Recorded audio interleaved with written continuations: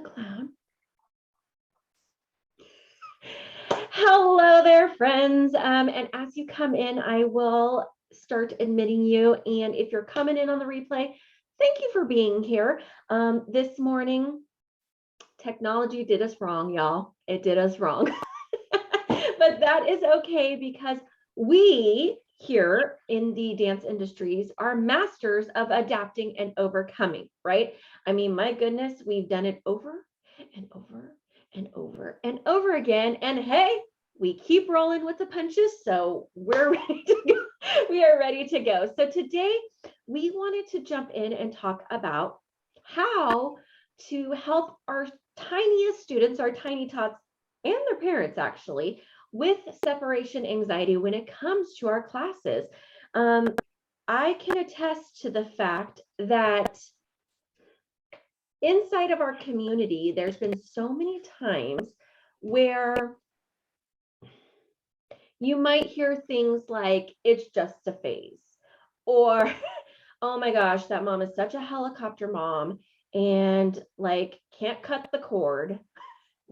Like, and like, let's be honest, in my earlier years of teaching, I might have thought that I might have said that sometimes, right? I mean, I am totally guilty as well of this, but as I have taken a deep dive into early childhood education and seeing what is developmentally and age appropriate, I realized that sometimes our expectations have to shift just a little bit. And so I think that it'd be really great for us to talk about that this morning, because I know that as I've been going to different conferences and workshops and things of that nature, I get this question a lot. And so if you guys are new here inside of Teach Preschool Dance or on our page, I'm Erin Bird, and I work with dance studio owners and educators to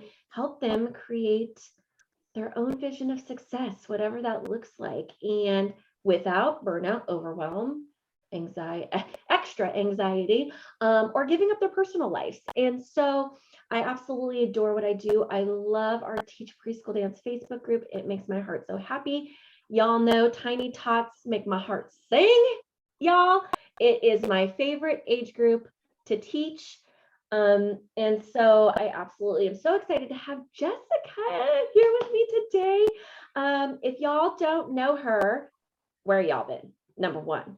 But the other thing is that she's with Dance Learn. She is such a gift for our community because she absolutely understands the developing child. And she really has taken the time to create resources for our community that help alleviate some of the stress, anxiety, overwhelm, right? That as adults, we might feel. So it's natural that some children might feel this as well, right? So let's just, do you mind, can we just dive in? Yeah, okay, let's just talk about it. Okay, so the first thing is that let's talk about all the things that separation anxiety is not. Yeah, absolutely. So like you, I mean, I'm a member of a lot of the dance teacher groups on Facebook, and I see it a lot. You know, somebody will come into a group and it'll be sort of a ranty post about a mom who won't just let her kid go into dance class, and she wants to stand in the corner and, you know, say, oh, listen to the teacher, don't do that, don't do this. And it's like, wait a minute, you've hired me to teach your child. You know, you kind of just want to push them out the door. Like I've been there, and I've been one of those teachers that are like, oh my goodness, some of these parents are so overprotective. So let's talk about what separation anxiety is not. So you mentioned just a phase. We'll get into this a little bit more if we talk about the more development side of things. Anxiety affects people of all ages. I mean, I have anxiety, you know, in trying to figure out the technology thing. We both had some anxiety there, you know, so I mean, definitely something that adults have. And so I think for teachers to expect this little teeny tiny person who's 2 or 3 to just be able to overcome those feelings of fear, I think, let's switch our thoughts on it and be more empathetic. And then the same thing with parents. And I know with parents, I've been that teacher where I'm like, you are driving me crazy, because we know they can definitely be more distracting than helpful. And a big thing for us, our job is going to be building trust with that parent, because, I'm not a parent yet, and I can't even imagine what it's like to send my most precious little treasure with somebody that I've never met. And so I think we have to remember that, especially if they don't know you, there's going to be some trust building there. I've also heard that they're just clingy.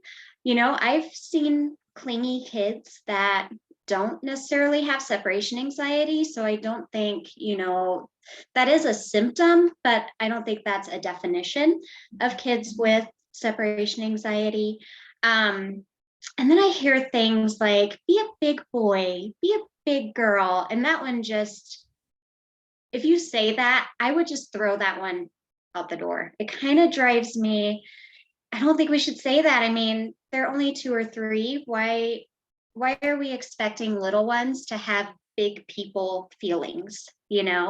They have little people feelings, and they're still learning to sort of regulate all of those emotions and everything. And the last one that I want us to get rid of is that a child with separation anxiety, that just means they're not ready for dance, because that's not true.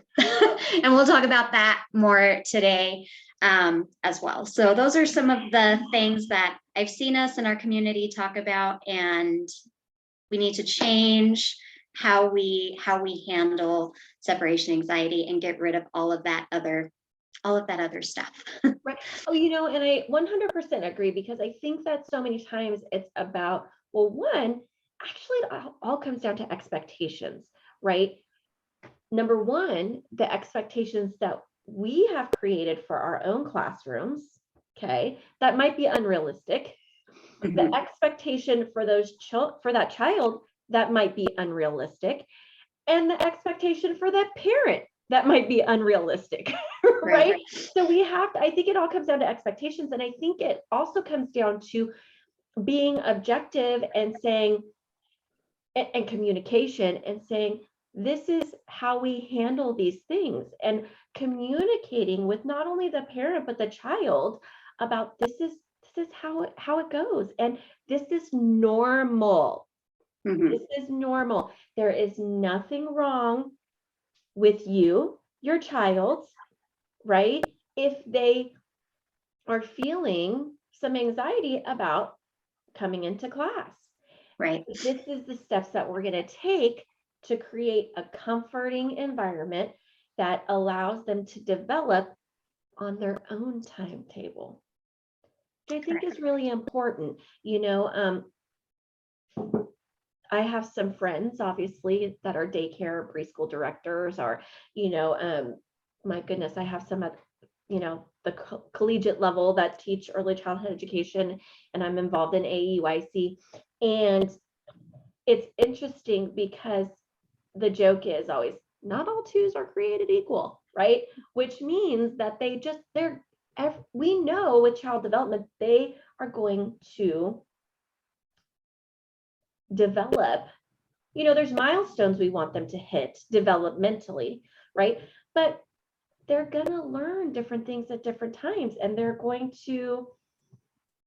it's healthy, it's normal, right? Mm-hmm. One child might be able to do XYZ when they're 2, jumping off of 2 feet, great. Where another 2-year-old, that's going to be a really difficult task for them, because they're just not ready for that yet.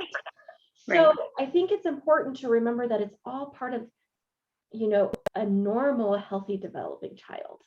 And if we can shift our expectations, right, then yes, we can absolutely see where we thrive here. sorry, I'm reading comments.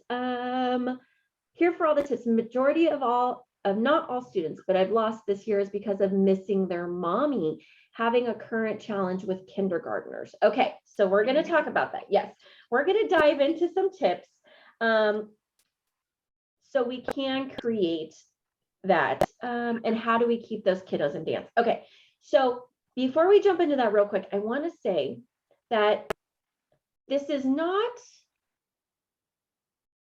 for me anyway, just you could obviously state your opinion. For me, the pandemic has affected our children, our students. Now, I'm not a person to use that as an excuse in a way, if that makes sense. Like, I don't want to say, well, the pandemic, and so we're just gonna have to get used to losing kids. No, we need to do things. We need to be proactive, and we need to be engaging and setting up the environment properly, right? But it has affected our students. So what are you seeing as far as the pandemic goes when it comes to separation anxiety? I've been seeing some things personally, and like Rachel had said, we're hearing or seeing a lot of I miss my mommy, I want my mommy, that sort of thing. And so how are you seeing this inside the classroom for you and your clients? And then I'll talk about kind of some of the things I'm seeing as well. Sure. Well, right now how many years? March is our 2-year anniversary. Yes, yes, it everything, which means next year is really when I don't think we're quite seeing them fully, because next year is when we're going to start getting the 3-year-olds that were born at the start of this pandemic. Yes. So a huge thing that's different for a lot of families is the opportunity to work from home.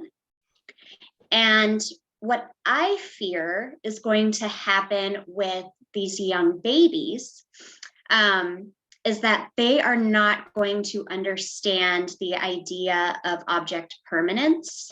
Mm-hmm. And if you guys don't know what that term means, this is a developmental term. So the brain, when our babies are in about their 4th stage of the sensory motor stage, which happens between newborn to age 2, they start learning this idea that just because I can't see the object, I can't touch the object, I can't hear the object, doesn't mean the object doesn't exist.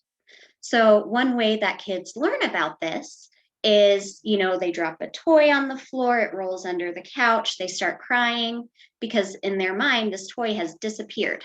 And they were having fun playing with that toy, and now it's the end of the world because they're never going to get that toy back. And then mommy comes and brings them the toy. So the same can be said about these little babies learning that just because mommy left the room doesn't mean that mommy doesn't exist anymore. And they start learning this at about, I would say it's pretty early in their development. I mean, they should understand this by age 2. However, because so many parents are working from home, these kids aren't seeing them leaving and coming back every day. So are we going to see a delay in when kids understand this idea of object permanence, and how is that going to affect separation anxiety? I think we're going to start seeing kids 3, 4, and 5 even that have separation anxiety. And normally, in a definite, if we're going to define a child in a perfect world, they would be over and understand separation anxiety by age 2. And obviously not all children are created equal. But I do think it's going to affect older kids and parents, because parents, same thing. They're at home with their child all day. They don't have any, anybody that to be fearful of or anything like that. They've been with their child all day, too, while they're working from home. So I think, I think it's I don't think we've seen the full impact of it yet. I think it's going to get worse. And I think we definitely, as teachers, need to have a plan for it.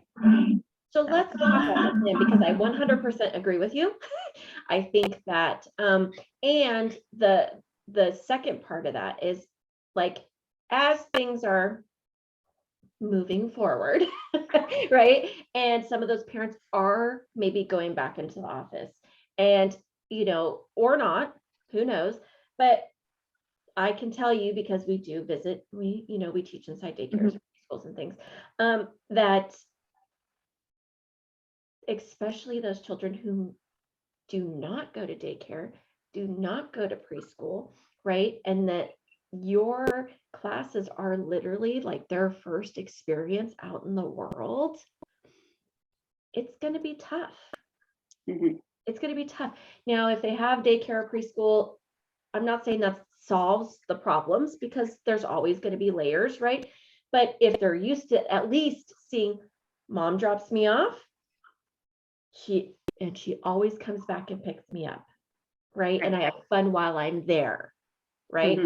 So that's helpful if you do have children who go to preschool and daycare. But if not, right, there is going to be a big thing. And I agree with you, it's going to get worse before it gets better. So let's talk about some tips that they can do to create that comforting environment before the class ever even starts. Because I think, y'all, this is something that I've done pre-pandemic, but it feels like it's more important now than ever.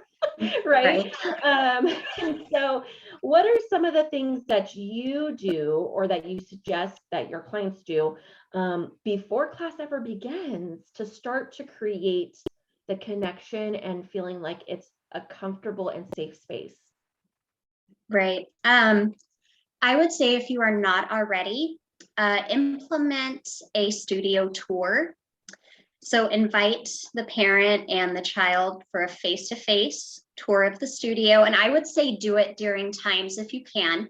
I know there's staff pay and things like that that you have to deal with, but if you can, do it when the studio is not busy. So if it's 15 minutes before class and it's just chaotic in your studio, probably not the best time, because that's going to be more stressful. So offer a face-to-face studio tour, let the parent and the child see everything. If you can have the teacher there to meet the teacher, I think that would be great too. And just have it be, 15, 20 minutes. They can ask their questions. You can go over, what does the kid wear? What should we expect? Should we bring anything?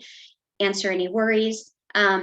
Just because it's all about that trust, and it's about building that rapport, and it has to happen with both the parent and the child in order for it to be successful. Now, if you're like me, I teach in a rec center. And so unfortunately for me, the rec center staff is not my staff. So I can't offer a tour.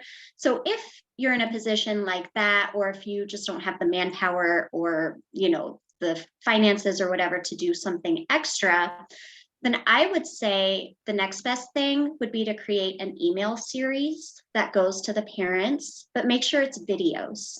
So it's not just text. Make sure you are, because I think building that face-to-face connection is going to be really important, because a lot of us, we've been seeing people like this for a long time. I just think we need to build that reconnection and that human connection, and that's going to be super important. And some of the emails I would put, some that I send out, is I send a welcome email where I introduce myself. I sort of go over what to expect from the class. I have a frequently asked questions video that I include. I have a, what do I wear to dance class? Have a studio tour video, and it should just be an email sequence, like day 1, they get this email, day 2, day 3, and that just kind of goes through what they might need to know. So that would be another really good option, I think, if you aren't in a position to actually offer a tour of the studio. Yeah, absolutely. And I think that for us too, to that is that we do the email sequence, obviously, and it's a mixture of video, text, and then also meet if you have multiple teachers who are teaching that age group, right? Like, here's their face, here's a little bit about them. And one of the things that I want, or I stress a lot to my clients, is that with these meet the teachers or meet you, I personally don't think it necessarily needs to be all of your credentials. It doesn't need to be that, you danced for this ballet company and you toured with this person, because that's not what parents of tiny tots want to connect with. They want to connect with a person as a real person who's loving, who's going to care for their child, who, right, is thinking all about their well-being. And so for us, we like to share things that will help them connect and help the child connect. So like we always joke, I have one teacher who she has 2 pet lobsters. Oh. Random. I know. Random, right?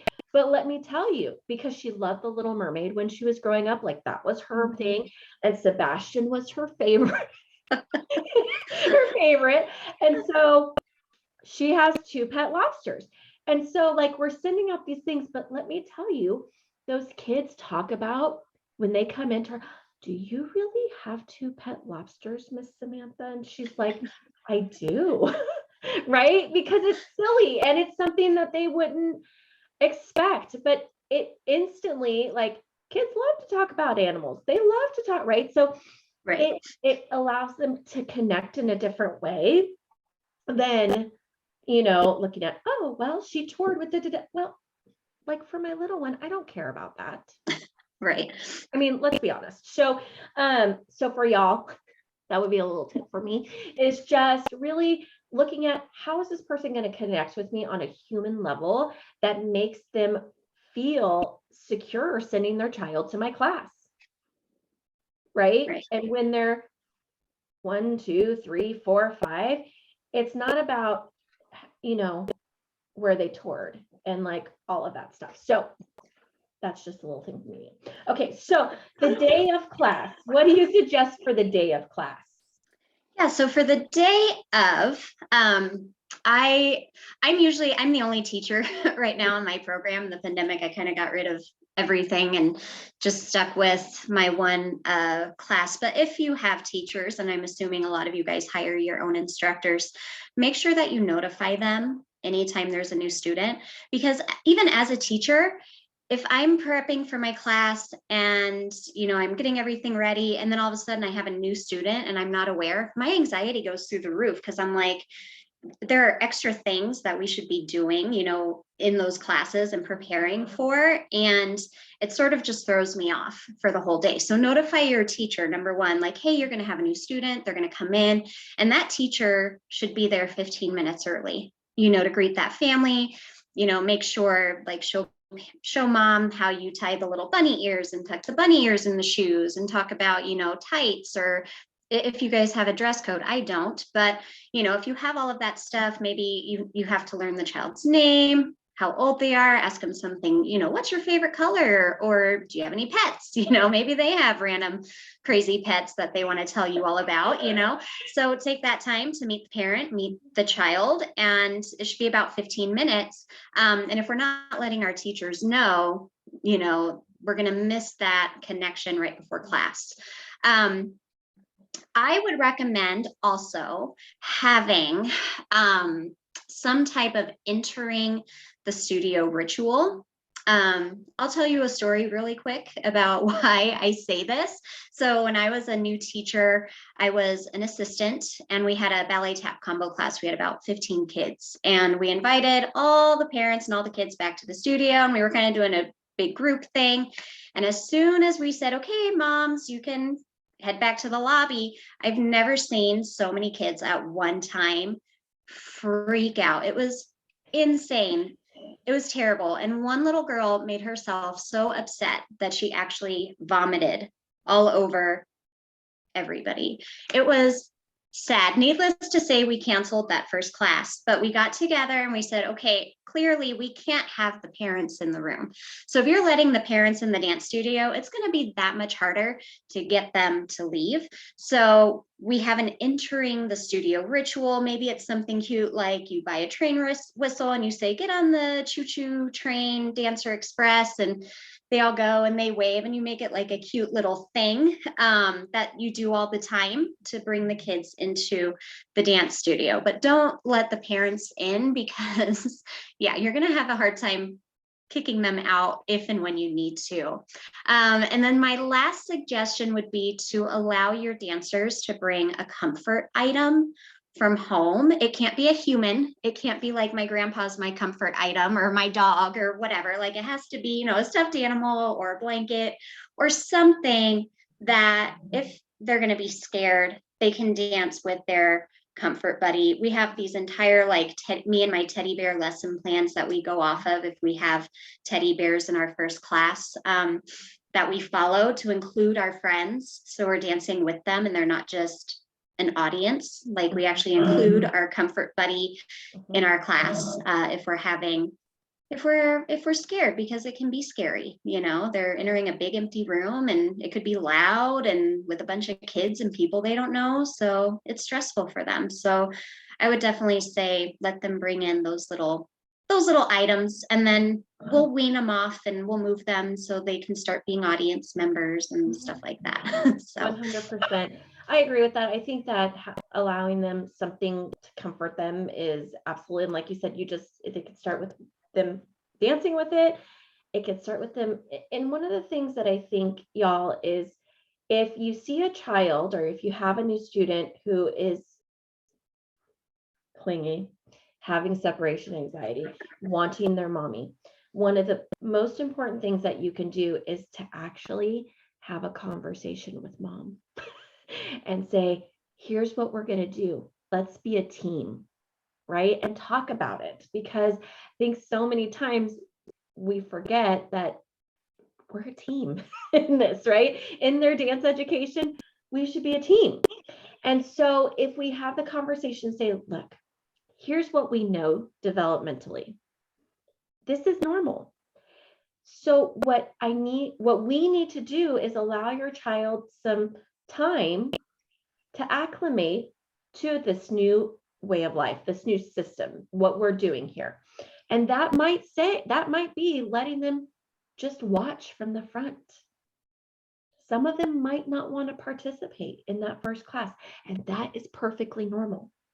Some might not want to participate in the second class, and that's perfectly normal, right?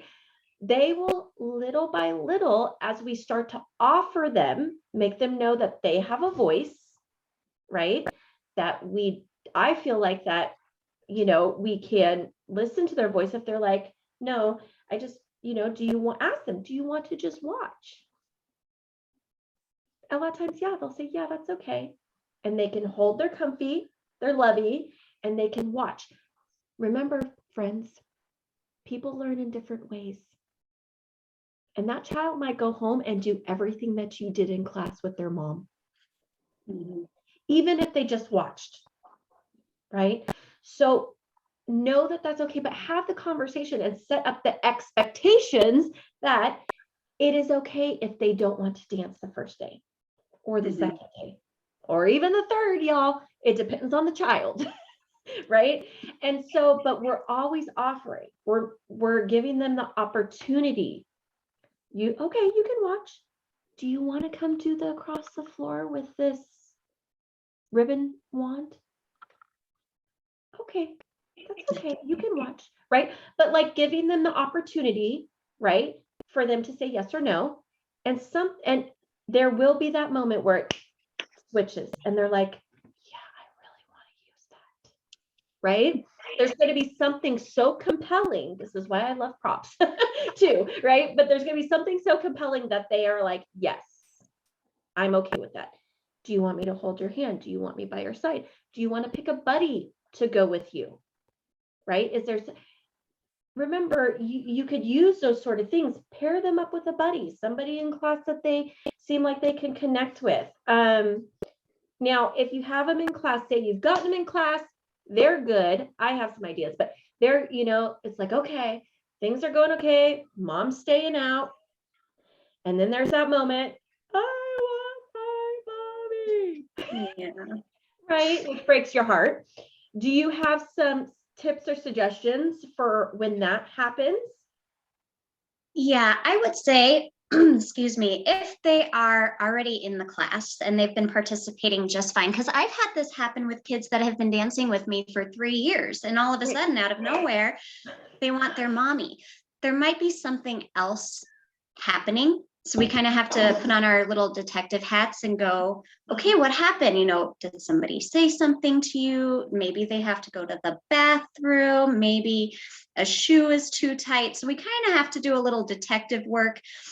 My whole thing for me personally is if a child is crying and screaming and having a meltdown in my class, I'm not going to force that child to stay in my class because that's torture. It's torture for everybody. I mean, my stress level goes through the roof. I can't hear, you know, it's distracting. So my whole thing, if I can't figure out, you know, what's going on, I'll take them out to the lobby and say, Mommy, I don't know what's going on, but they're having a bad day today.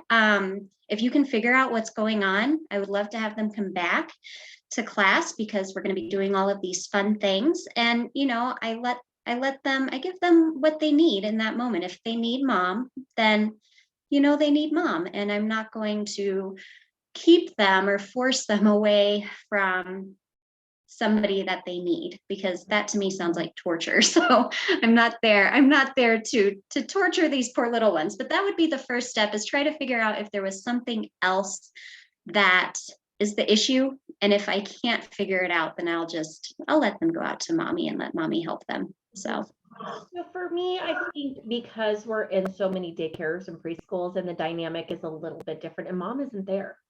Yeah. Right. Mom isn't there. And this has worked inside studio space too. Some of the things that you can try that have worked is a couple things. Number one is have them watch if that's their preference, right? Yes, put on your detective hat. Try to see what's going on. What is happening? What, right? Like something completely separate. Are they having a hard day? Are they starting to get sick? Like they're, right? Yeah. There are lots of reasons why this could happen. What I found sometimes works is a couple things. If you have one who's crying, upset, I ask them, do you want a drink of water?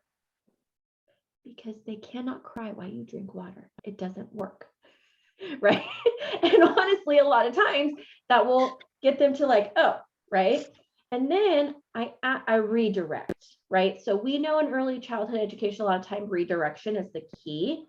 And so I redirect in that, give them a job, ask them, like, do you want to be my helper? Do you want to pass out the hula hoops, whatever it is, right? Do you want to, like, giving them that, because sometimes just that redirect of like giving them a job, it takes their mind off of that moment of like that feeling, and it redirects their feeling to something of excitement, of being of help, of being not lonely. But giving them a job. So like I said, it could be even, do you want to be the line leader for when we go across the floor? Right? Like Right. it could be something as simple as that. Do you want to hold my hand? Do you need extra love? Right? Mhm. And so I know that redirecting a lot of times can help, but if it's like you said, over the top and it's just there's no consoling, no comforting, redirecting is not working. You've tried all the things, right? And mom is there, then you say, hey mom, she's having a hard time right now. Why don't you have a break? Have just, give a little snuggle, and then maybe see if in 5 minutes she's ready to come back and try this, right? So I totally agree. But I think if we can redirect, right? You can offer them to watch, you can give them a job. Those things are all really helpful in that moment of, I want my mom. Like I said, I had this happen yesterday in class, and there's no moms there, right? We're at a daycare. Yeah. And I actually know the mom really well. She's my child's dentist.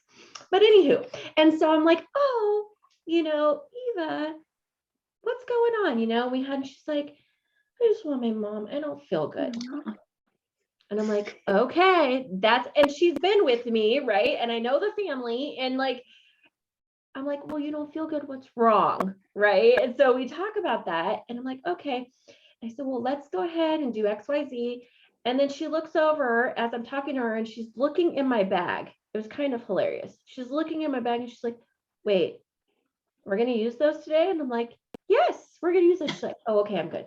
It was like the most 180 ever, but it was hilarious. But it was that redirect that she needed. I mean, I made sure there was no fever, and all that stuff. But she said her tummy hurt. Well, her tummy hurt because she was missing her mommy. Mm-hmm. Right. So the redirect, y'all, try to use that. Okay. So, oh my goodness. I'm like, I know where you're going. So the last thing I think that we should talk about is, okay, if you have a child, how do we keep them in class? How do we keep them? I mean, I think if you do all these things and you create a plan with mom and dad, that should help you with retention, right? It's when we don't communicate those things and let them know that this is perfectly normal, that the parent might think my child isn't ready for dance. Mm-hmm. Right? Because we haven't laid out that that's totally normal. Right? And maybe we haven't discussed, like, people learn in different ways, and children, they might need to watch for 3 weeks before they decide to do, we have to give them some space. When y'all, when you get in an airplane to go on vacation, there's a runway for a reason. Right? We need time to take off. And those kiddos, they do the same thing. Some might be a helicopter and can lift right up, but others need a longer runway. And so I think having, laying out clear expectations is really important for retention purposes. But do you have any other little tips or tricks or things that you think can help aid in retaining them through this process? Yes. So in my program, I have a family engagement program. And so what this is because I know in a lot of dance studios, and this is how it is at the rec center, just because we don't have a whole lot of space. We can't have parents in the dance room. We wouldn't be able to dance if I did. So they can't really watch. They have a window we don't have nice big observation windows. So they can't really watch. They can't. And sometimes the kid comes out and mom goes, well, what did you learn today? And the kid goes, I don't know. It doesn't, and they learn so much. Maybe they learned too much and they just don't know how to communicate it with their mom. So we have family engagement things that we do. And it can be something as simple as they get to take home a coloring page. And, maybe on the coloring page, it says, ask me to show you how I do a flower pose, which could just be like a passe with arms in high fifth. And then it's a flower coloring page. And maybe we'll put some ballet terminology in there, and they take it home and they actually engage with their mom and their dad about it. Some other things that we'll do, we really do this a lot more for my Mommy and Me program and less for like creative dance or something, but we will do, we'll send them playlists. So they'll get the playlist so they can dance with their child at home. They will get every week we use Band app. Every week we will post, like, we do parachute play and Mommy and Me. This is what my kid is learning. This is why it's important. So we'll post some developmental stuff because it shows that, we're not just going through the motions, we're actually knowledgeable in what we're doing. And that's just going to continue to build that trust, because anybody can open a dance studio. Doesn't necessarily mean they should, but we want to show them that we're smart, we know what we're doing. And so we'll send that over, and then we'll give them a dance activity to do at home with their child, because if the pandemic showed anything, it showed we can dance anywhere. So we'll give them, whether it's a video of myself and I go, okay, we're going to do, this brain dance, and have your child sit on your lap, and we'll take it through this whole thing that they can do at home. And maybe they don't get that weekly, maybe that's a once a month thing that they get, but something that they can do at home, because that family engagement, think about it. A lot of times, if you don't have nice observation windows and parents aren't allowed, the only time they get to watch their kid is at a showcase, or maybe you do parent watch week or something.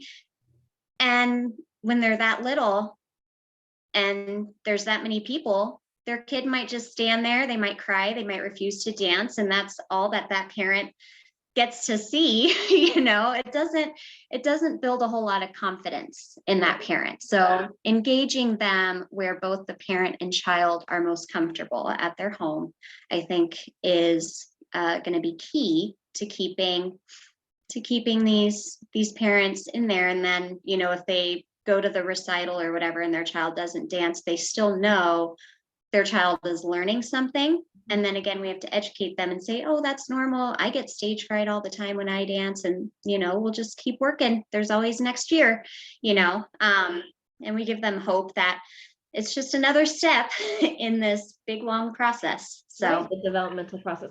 One of the things that might also be helpful is we kind of make it a point, especially with my clients who, maybe the parents aren't allowed still in the lobby. Maybe there isn't an observation window. Maybe, right? Like there's a lot of different things. And so along with the entering ritual of your shoot train, there's an exit ritual.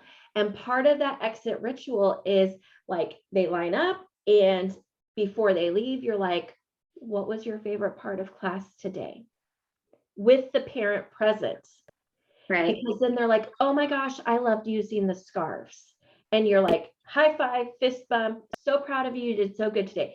The parent then can talk to them in the car on the way home about the scarves because that was their favorite thing, right? Or the next one is like, oh my gosh, I loved using the parachute today.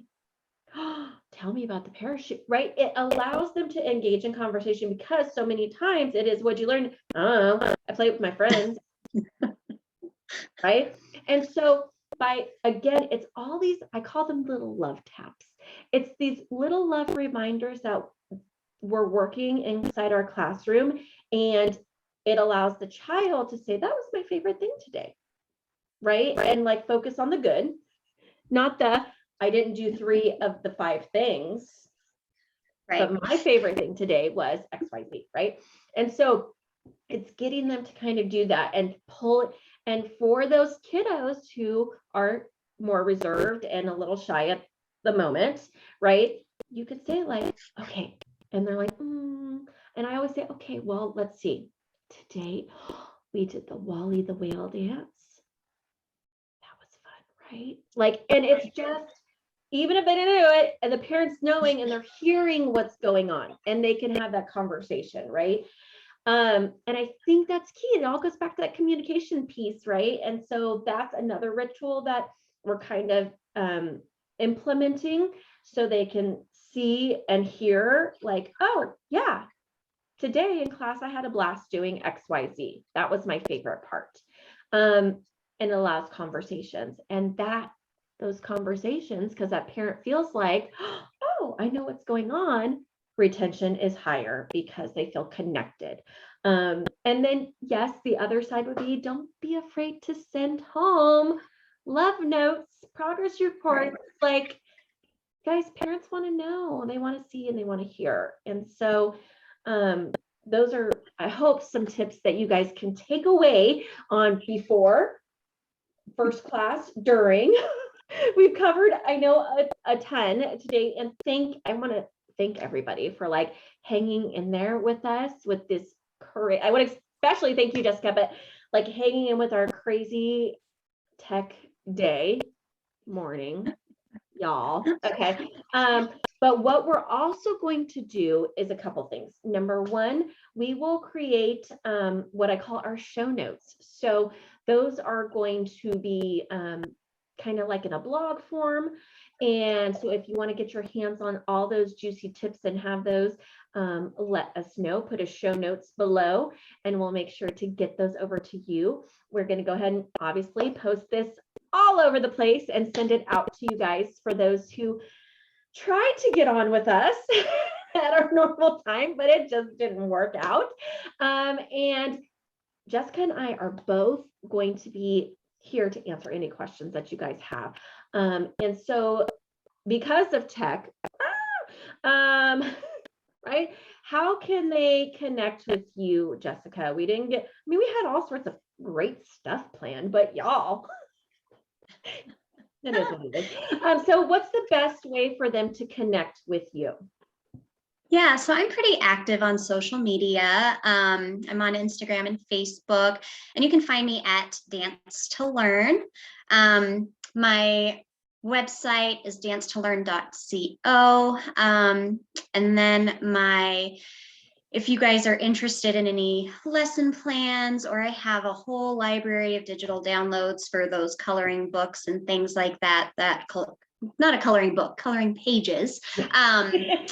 I have stuff like that on my shop page, which is learn.dancetolearnuniversity.com. So that one's a little bit longer.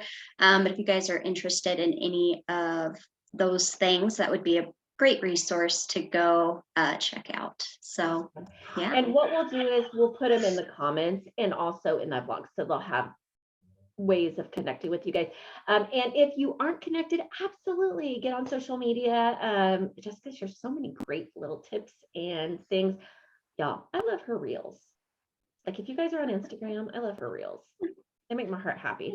And so you guys, I want to say thank you again from the bottom of my heart. Thank you, Jessica, for coming on and sticking with me through today's craziness.